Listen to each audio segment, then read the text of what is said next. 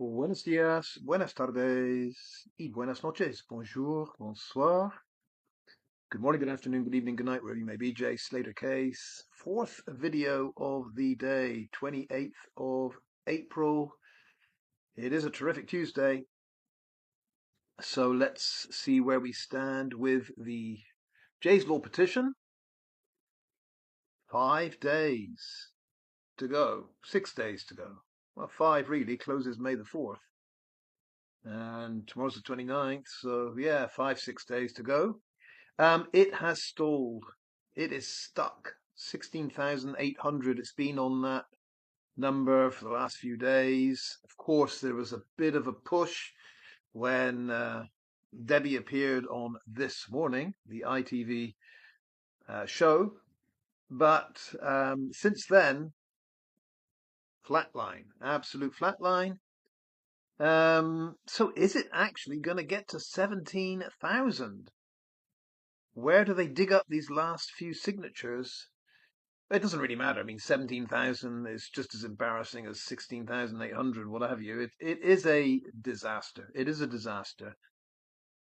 I would imagine at the beginning of this petition, when we had Ivor Lovelace, all the Penningtons, Sarah Smith MP, all of the media, mainstream media, Debbie Duncan, everyone touting this, pushing this, trumpets blaring, this is going to sort out the goons that are trolling and all the rest of it.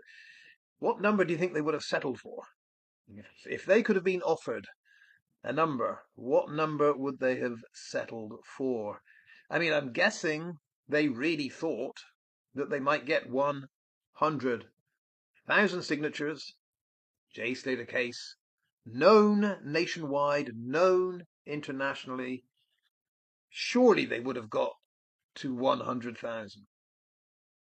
But I don't know, what number would they, in their heart of hearts, settled for if 100,000 was unattainable? Would they feel that 60,000 was some kind of disgrace? 50,000 disappointing? I don't know.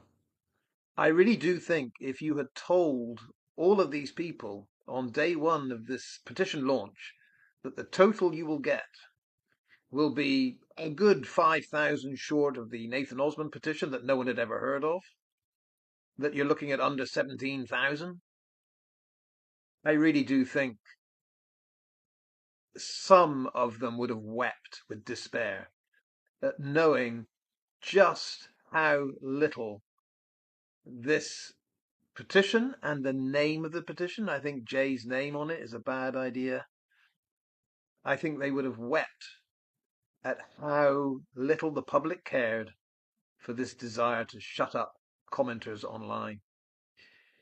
But it is one of life's hard lessons. I would like to suggest, if they tackled this again, how it might succeed.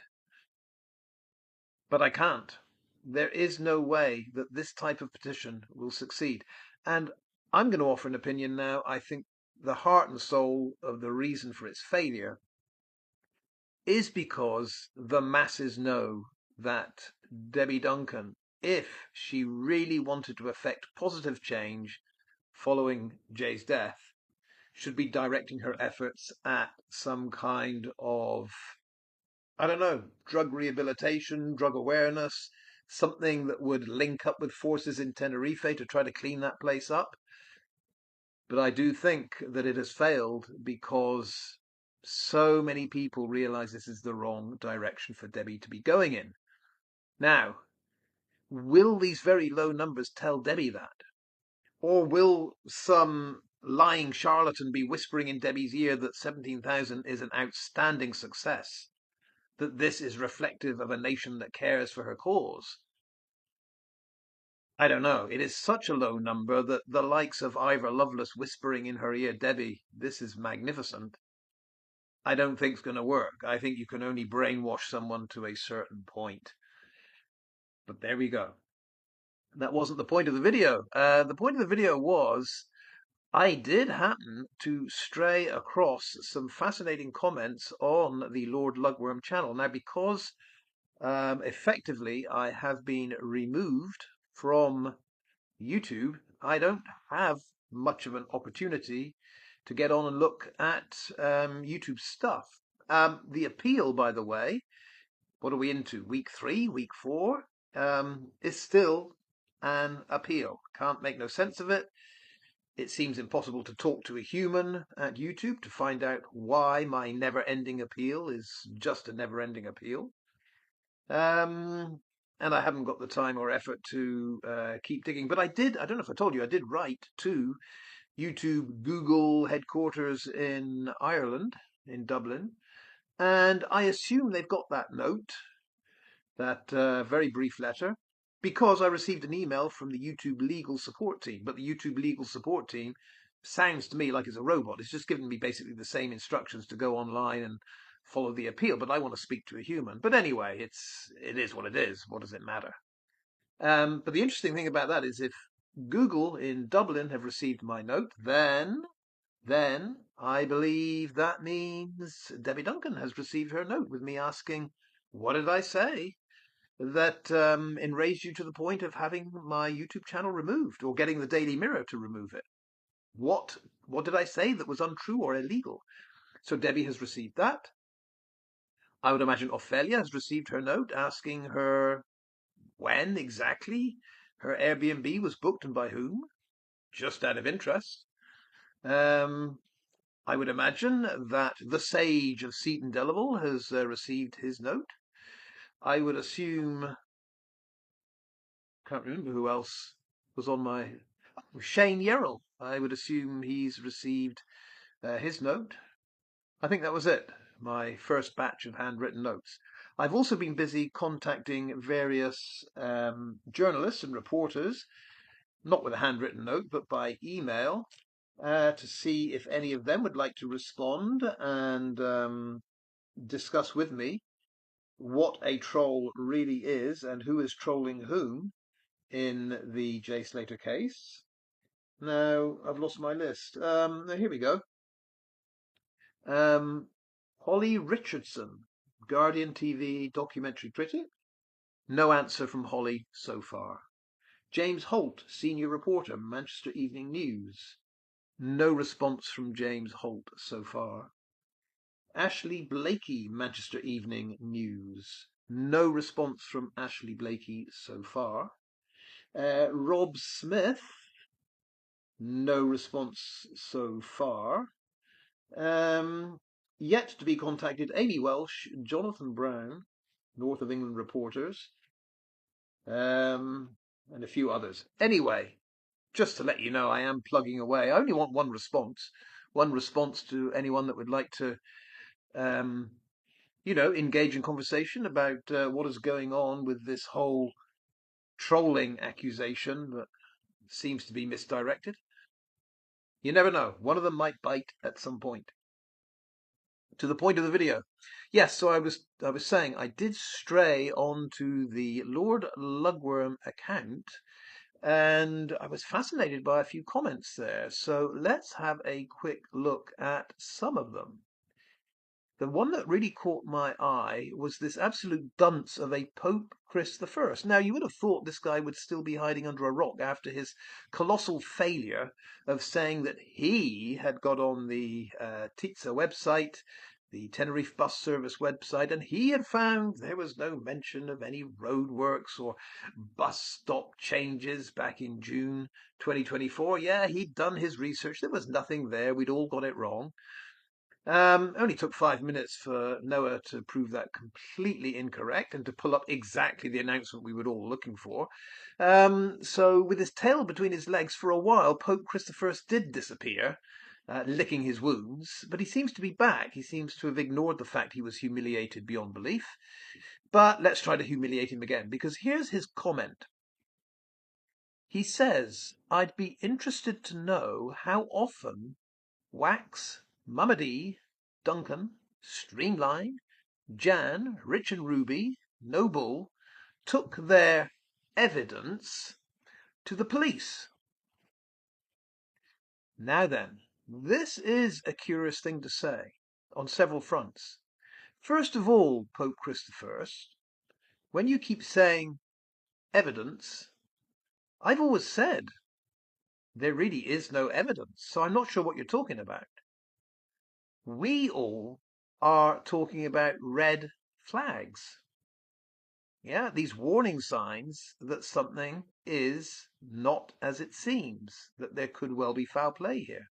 Evidence, for the umpteenth time, Pope Chris I, is what happens when, for example, you have a police force investigating,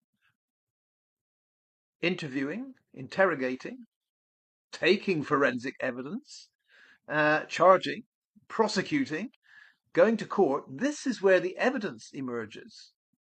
So I'm really not sure why you think we would have evidence. We're not an investigating authority, are we? We're here to alert people to what doesn't look right and to follow a logical argument to suggest, to theorize, to speculate why something isn't right and what it might mean. That's it. But I'm not sure where your obsession with evidence comes from. We're not the police. Okay?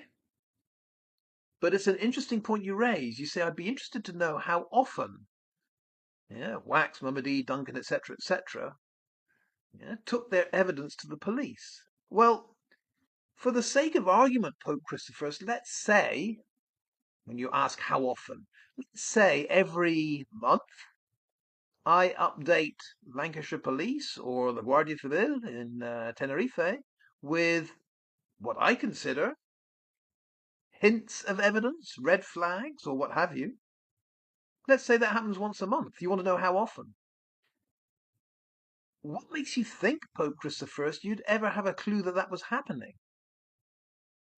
I don't understand why you'd be even asking the question. You would surely not be privy to any of that. So why would you say I'd be interested to know? I mean, you're not going to know. You say I've never seen that mentioned. Well, obviously not. If, for example, Lancashire Police are looking into the activities of Lucy May Gregory Law, Brandon Hodgson, Brad Hargreaves, you wouldn't see that mentioned, would you? So you kind of prove your own point. When you say I've never seen that mentioned, it's another way of saying, well, I wouldn't ever see that mentioned, so why am I surprised or why am I not surprised? I mean, for all you know, Pope Chris I, it may be that those three people I just mentioned are all arrested tomorrow morning. It may be, if you know how a sting operation works, it may be that Lancashire Police are just waiting for the moment, the day when Lucy, Brad, and Brandon are all in Lancashire at the same time, for all three of them to be arrested at the same moment. Has that crossed your mind? And it might be, Pope Chris I, that in Tenerife, same thing. It could be that the Guardia Civil or the Policía Nacional are just waiting for Brandon and Lucy to most definitely be on the island at the same time, for both of them to be arrested at the same moment. You wouldn't know that. I wouldn't know that. But to assume that we haven't mentioned it is some kind of sign that it ain't gonna happen is ridiculous. But you blunder on here. You say all the evidence and red flags they've all gathered between them, and not a single mention of ever taking any of it to the authorities. Again, why would you ever assume, Pope Chris I, that we would mention it if we had taken anything to the authorities? It doesn't make any sense. You say. Very odd, don't you think? No. No, what I think is very odd, Pope Chris I, is that you think any of us would mention this if it were happening. That's what I think is odd. Why might that be? Asks Pope Chris I. There's loads of it on those channels. Loads of what? Don't know what you're talking about. Like tons. It's as if they know something that their FPG followers don't. Very peculiar. Now, as I say, Pope Chris I, the only thing that's peculiar here is you thinking that we would mention anything if the police were investigating and we knew anything about it. I would have thought the chances are, if there's any police investigation, no one would know about it. That is the basis, Pope Chris I, of a police investigation, that as few people as possible know about it before a pre-dawn arrest, if you know what I mean. So I'm not sure you have much experience of these things in real life. If ever you want to know, Pope Christopher, how these things work, just ask me and I'll try my best to explain. But um, yeah, for us to mention such things, even if we had an inkling what might be going on with various police forces, is yeah, it's just not going to happen. Now that said, Pope Christopher, I don't get the feeling. I don't know. But then would I tell you the truth anyway? Maybe I'm bluffing. But I don't get the feeling that police forces are looking into these people. That's just my feeling. I would have thought at some point before now there would have been some interviews and all the rest of it, possible arrests, charges. I would have thought that would have happened by now. But we don't know. We don't know, and you don't know. Lord Lugworm, he chips in with yes. You'd think they have regular updates from the police about the fake beach video and all that nonsense. No? On the contrary, Lord Lugworm, I wouldn't think we'd get any updates from the police at all. Once the police are looking into something, unless they need additional information, I don't think they would be updating us at all. Lord Lugworm continues, like I said to that one waffling about Lucy, I think I'm the one that's waffling about Lucy, and as I predicted, some people are very predictable, Lord Lugworm could not resist having to say something to defend his gal. His gal Lucy has to come and defend her. Yeah. Like I said to that one waffling about Lucy, where are your proof and why have you not taken that so-called evidence to the cops already? I'm not sure what you're talking about there. What I talked about, Lord Lugworm, was it seems to me very, very likely, given Lucy's travel history, the places she goes, how often she goes, and the fact there's no mention of any job there whatsoever, I said it seems to me that it's very likely Lucy would be into narco dealing. Yeah, that's what it seems to me. Now, you're saying, where's your proof? You're not taking that. Yeah, I don't have proof of that. I'm just using what we call, Lord Lugworm, process of elimination. I think you've used that phrase, you and Chris, when you tried to explain to the world how you figured out Jay was. You said you did it by process of elimination. That's how I work in a case like this, Lord Lugworm. It is process of elimination. If I can't see any evidence whatsoever that Lucy has a real job. She never mentions it. Her parents never mention it. No one ever talks about it. You know her, Lord Lugworm. You know her. I would have thought if Lucy had a real job, you'd be the first one out there saying, look, here's the proof of Lucy's real job. How dare you accuse her of it? No. I would say the absence of you or anyone having to mention what Lucy's real job is a clue, process of elimination, Lord Lugworm, that she might be doing something not 100% legal. But do I have evidence? Nah.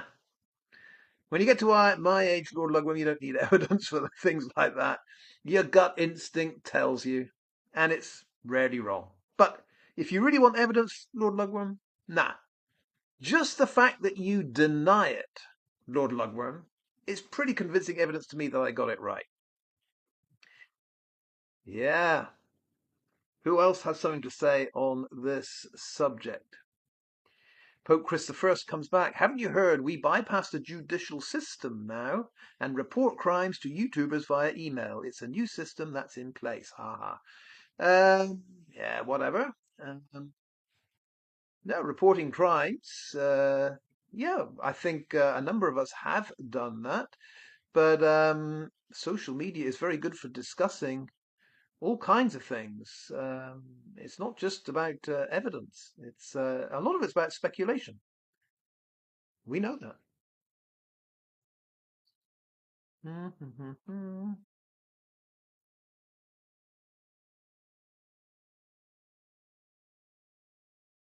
Bumblebeat. We can't go without mentioning what she says. She says so true. I've always asked myself this and why they didn't even attend the inquest. Oh, that's an easy one, Bumblebee. We didn't attend the inquest because we didn't have tickets. In the end, Casalis snatched them all up. Don't ask me how, but no tickets. So that's why we didn't go to the inquest, Bumblebee. The truth is not convenient to suit their nasty narratives. Well, the truth is there weren't any tickets, Bumblebee. It's not that difficult to work out, that one. Melissa. All I know about Melissa is whatever she says, it will end with the word blessings. She says, well said, 100% truths. God forbid any one of them ever has to endure what they have put this family through. Blessings as always. Tell you what, Melissa, tell you what, why don't you tell the world exactly what the J. Slater family have been put through? Why don't you quote some of the really nastiest messages that Debbie and Warren and Zach have ever received? You get them all lined up. And then what I will do, Melissa, is I will go through each and every statement with you, everything you find, every trolling message that you find that this family have been sent. Let's talk about it. And I'll try to explain where I can why I think people have sent those messages, for what reason. How would you know, Melissa, if any one of us had ever endured such a thing? You're speaking with your blessings as always, as if you're some godlike figure on high that knows no one in the foul play group has ever endured anything like what Debbie has endured. But how would you know that unless you know everyone's life from dot to death? How would you know what other people have endured in comparison to Debbie Duncan? You wouldn't. You wouldn't. But let's entertain your idea, Melissa. You come forward with the 5 worst trolling messages that Debbie's ever received, and we'll discuss them. Why don't you do that? Oh, because you haven't got the courage to do it. All right. I think we might leave it there. I'm looking for something. Oh, yeah. Shout out to Susan Royal because she joined this conversation representing the foul play group, I believe. Susan Royal says, all a big cover up, in my opinion. Who have you got to write you this luggy? Yeah, who have you got to write you this luggy? Meaning that whole AI thing that Luggy posts up there. We all know it's not Luggy writing, but I think we all know, Susan, that Luggy's part of a cover-up too. Otherwise, why would he be so insistent that this had to be an accident? Why, as a searcher, he wouldn't just shrug his shoulders and say, "Yeah, could be. I don't know." Yeah. And Kaz Alice, what does she say here? To Susan, she says, in your opinion? Question mark. Well, that's okay, but your opinion is not fact. So you have no business asserting it as fact and behaving as if it's fact. I told you Kaz Alice is a bit stupid, didn't I? Kaz Alice is the one that seems to say she seems to like to explain what the intention of Jay's law is. I tried to explain to Kaz Alice the intention of a law is irrelevant. Whatever's in the mind of the lawmaker, when those lawmakers are dead, no one knows what the intention was. We only have the words of the law. The words of the law are it. This is why lawyers are paid enormous amounts to interpret those words. No one ever talks about what the intention is. It's the wording of the law, the interpretation that's all important. So, yeah, Kaz is not the brightest. And here she goes with, well, that's okay, but your opinion is not fact. Nope. But the thing is with opinion, Kaz, some opinions are well formed, they're well thought out, they're well expressed, and they make sense. I would suggest, Kaz, that the opinions you offer are poorly thought out, they don't make a lot of sense, and no one can really understand them. That's the difference. Everyone has an opinion, but some can express their opinions a lot better than others. You, Kaz, in my experience, are bloody awful at expressing any kind of opinion. That's why you're Kaz 180. One day, oh yes, I'll get on a Zoom call and debate you. Duncan, next day, oh, I changed my mind. Change of opinion. There we go. Yeah, we should leave it there. But always fun dipping into the Lord Lugworm YouTube channel. All right. 4 videos today. Maybe a lesser number, smaller number of videos tomorrow. Let's see how Wednesday goes. Hasta la vista, hasta la próxima, and I will see you next time. Adios.